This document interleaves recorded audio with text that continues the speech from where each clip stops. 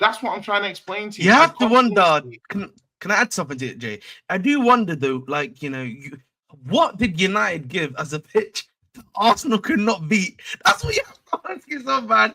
Like, that's the real question one has. It's United, bro. It is United are showing. They've still got the juice. They've still got the juice. It must be. That's what's crazy. They had the juice. Like, they still got the juice. You know what it is? Let's be honest. He goes into the team. He's immediately 1A or 1B. But do you not think he'll be 1B for your club too? Like, he can play. But this is what I'm trying to say to you about the Tottenham Arsenal logic. Everything that you're saying, I used to say. I remember when it would come to the transfer window and we needed to buy another number 9, and I would say, "Oh my God, who's going to come here to be backup to Harry Kane?" Of course, they're going to pick somewhere else. Of course, this. How do you ever grow your team and improve your team? Yeah, if that's your logic. Yeah, all of the excuses when we signed centre backs, you're giving Egal. I've been in your spot. You guys are not consistent. You guys are not consistent because I remember sitting here when we signed Calafiori. You guys are saying, "Why did you sign another defender? You don't need a left back, bro." It's not the same. You've got so many left backs. No, but guess what? We ended up needing it because we had so many injuries in that same left back position. Right, but you already had Tierney, Tomiyasu, Timber could play there, Miles Lewis-Skelly, Zinchenko. So you essentially had 5 people that could play left back. And you know something? There was still buy another left back. Why are you buying another left back? There was still a point where 4 of them were injured at the same time. Good preparation. Hey, talking about Mbeumo to Manchester United, I'm impressed. Manchester United got themselves a really good signing, and for Mbeumo, I'm impressed. Manchester, what the fuck? There's another Egal. Another Egal, where is he? In the machine. No, you guys are taking the piss. Anyways, I like it. No, but like I know you mentioned Mbeumo. I think Mbeumo is a good signing for them. Mbeumo is not really like he's a good player. I think particularly in this in the system he probably plays one of the 10s, I would assume, right? Probably right. He's a good guy because like he doesn't need to dribble, if that makes sense. Like for him, it's about you give me the ball, I will just run at guys, not necessarily dribble, but then be able to shoot. So I think he works well in the system. Now, yeah, you're gonna add the goals. It's gonna be another question you got to ask yourself. Mateus Cunha and what do you call it? Mbeumo is a great start for Manchester United. I've seen him playing more from the right hand side. I would assume doesn't he play that way for Brentford? Isn't he playing more from the right? What's going to happen? They're going to sign a striker. The thing is, I guess United are trying to build themselves back, right?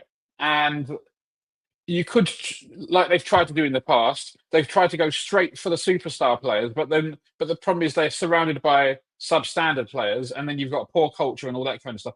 I think, in a way, if they're maybe looking at doing this in 2 stages, get Mbeumo, get Cunha, maybe get another forward to play from the left-hand side, and maybe not pick world-class players, but players that can get you in the conversation with Champions League, right? And then maybe in a year or 2 years, you can then upgrade back to the upper echelon, but you've already got a core of good players around them. Rack, I do worry about them not targeting. One second. Let me say this. Rack, did you hear the news? Bruno Fernandes could be sold for 100 million euros, and then they could use that money to go and get a striker. Yeah. To put in front of these. I think, listen, it's good that they're focusing on the attack, but I think the real issue is the midfield.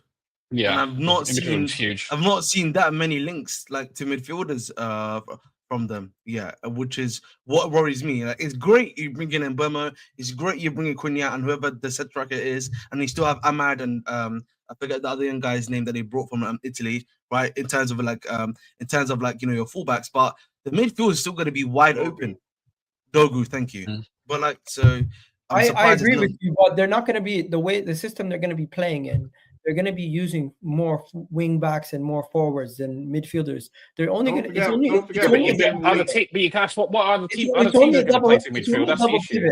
It's only a double pivot. So right now, what I think they should do is focus on improving the attack, get that attack sorted, and then later on in the window, once you've made some sales to some of the attacking options they have, they can look at what midfielders or defenders they can bring in.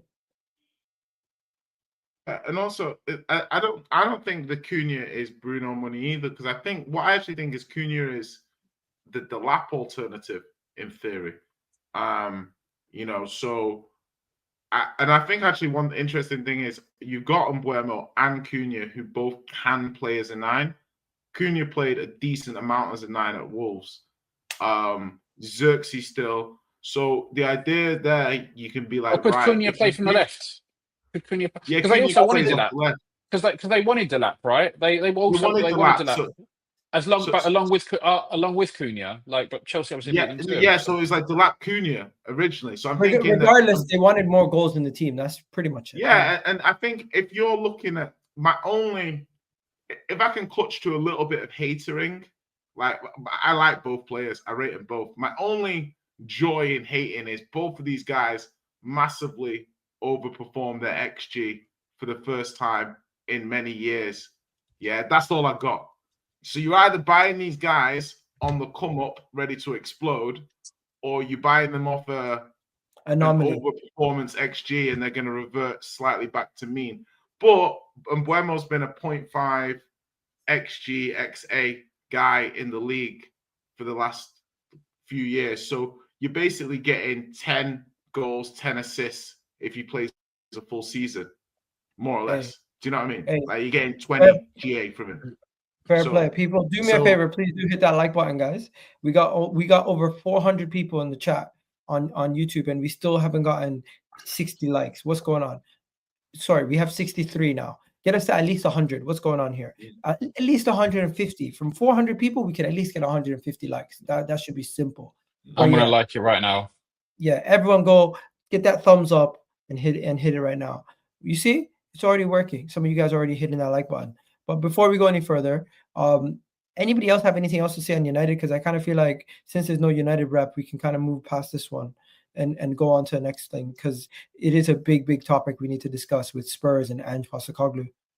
Yeah, we don't have to spend any time on United. They're doing the same thing they always do, right? Like they're gonna go out and get players, and they get players every time, whether it's good or bad, and it's been bad as of late. They go out and get players.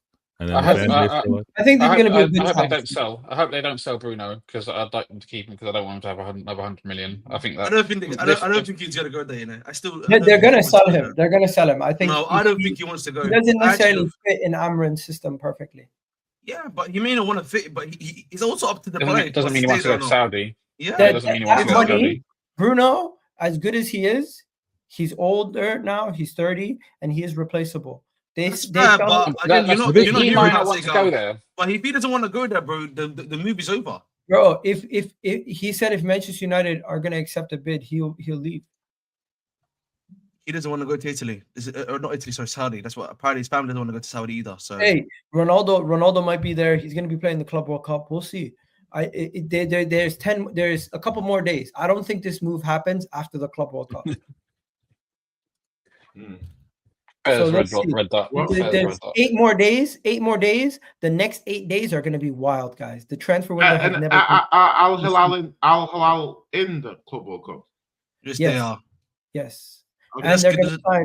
And they're going to sign. And they're looking to sign Ronaldo, get Inzaghi in as manager, and get Bruno Fernandes in the next 8 days. How's that going to be? Oh yeah, and Theo, that's a great deal for Theo Hernandez, but the player hasn't agreed I think. What? Theo Hernandez for me, yeah. What 15 million? I would say. Yes, 15 million, but they haven't agreed. Like obviously, like a wage. Hopefully you enjoyed this video. Please do hit that like button, hit that subscribe button if you haven't already done so, and leave a comment down below what you thought of that video you just watched.